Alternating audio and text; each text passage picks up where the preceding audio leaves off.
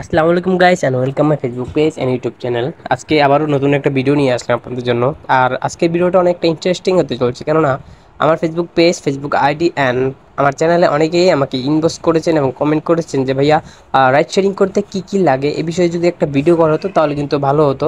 তো আজকে আপনাদের বহুল প্রতীক্ষিত সেই রাইড শেয়ার করতে কি কি লাগে বা কি কি প্রয়োজন এ বিষয় নিয়ে ভিডিও নিয়ে আসলাম। তো চলেন আজকে ভিডিওটা শুরু করা যাক। এবং হ্যাঁ, যারা রাইড শেয়ারিং করতে কি কি লাগবে বিষয়টা জানতে চান তাহলে অবশ্যই স্কিপ না করে ফুল ভিডিওটা দেখতে থাকুন।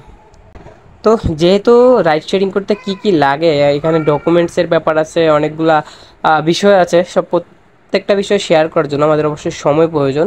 তার জন্য বলবো সবাইকে একটু সময় নিয়ে ভিডিওটা দেখবেন। এবং আমরা এই মুহূর্তে আছি হাতির ঝিলে। আজকে তো রাইড করতে করতে ভিডিও নেওয়া পসিবল না, কেননা রাইড করতে করতে আমি আপনাদের ডকুমেন্টগুলো দেখাতে পারবো না, কী কী ডকুমেন্ট লাগে রাইড শেয়ারিং করতে হলে। তার জন্য একটু স্থির হয়েছে। হ্যাঁ, হাতির ঝিলে আছে, এই মুহূর্তে হাতির ঝিল মধুবাগ ব্রিজ আছে। তো চলেন একটা একটা করে আলোচনা শুরু করি রাইড শেয়ারিং করতে কি কি লাগে। গাইস, রাইড শেয়ারিং করতে হলে আপনাদের সবার প্রথমে যে জিনিসটা লাগবে সেটা হচ্ছে সবার আগে হচ্ছে একটা ধৈর্য। কেননা রাইড শেয়ারিং করাটা এতটা ইজি নয়। রাইড শেয়ার করতে হলে আপনাকে অবশ্যই রোদ্রে পড়ে বৃষ্টিতে ভিজে রাইড শেয়ারিং করতে হবে। আর ঢাকার আবহাওয়া তো জানেনই, রোদ বৃষ্টি শীত সব নিয়েই।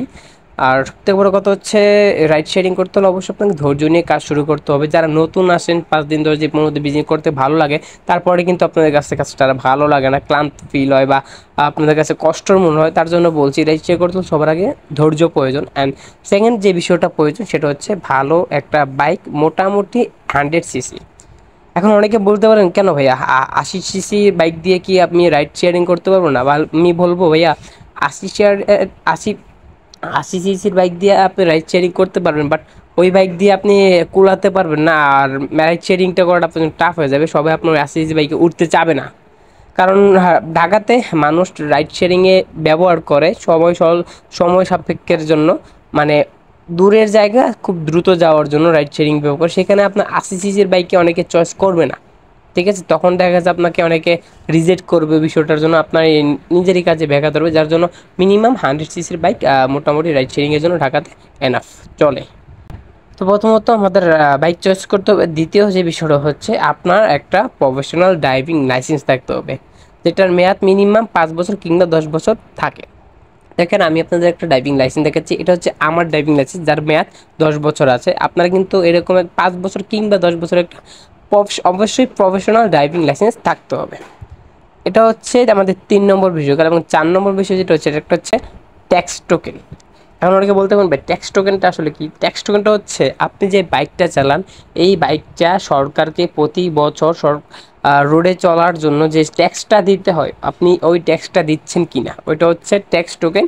ওই ট্যাক্সটা প্রতি 2 বছর, মিনিমাম 2 বছর, 5 বছর, 10 বছরের একটা ট্যাক্স একসাথে দিতে হয়, মিনিমাম 2 বছর দিতে হয়। ওইটার একটা টোকেন জাস্ট, ওইটা হচ্ছে ট্যাক্স টোকেন।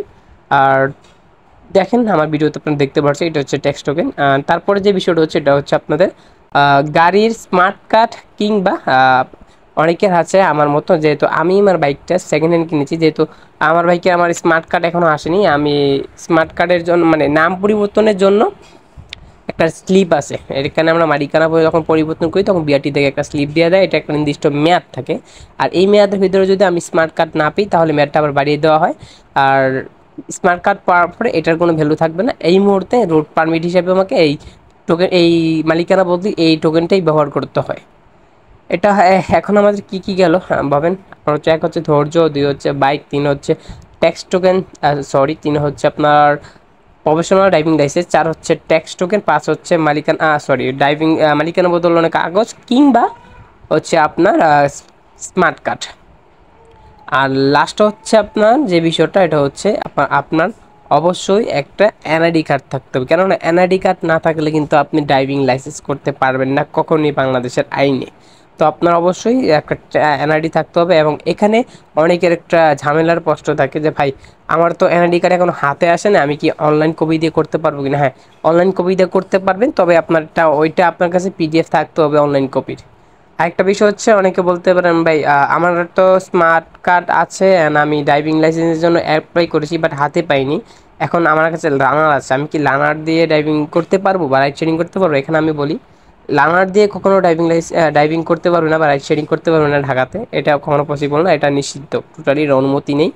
আপনার যদি পরীক্ষা দেওয়া থাকে, পরীক্ষার পর আপনি যদি উত্তীর্ণ হন, বিআরটি সকল পরীক্ষাতে উত্তীর্ণ হন, তারপরে আপনাকে 5 থেকে 7 দিনের ভিতরে বা 10 দিনের ভিতরে তারা অনলাইনে আপনাকে একটা পিডিএফ দিবে, আপনার লাইসেন্সের একটা ডেমো দিবে। ওইটা যদি আপনি পিডিএফ করে আপনার সাথে দেখাইতে পারেন, তাহলে আপনাকে ওইটা অনুমতি হিসাবে আপনি রুট পারমিট পাবেন, ওইটা দিয়ে আপনি রাইড করতে পারবেন।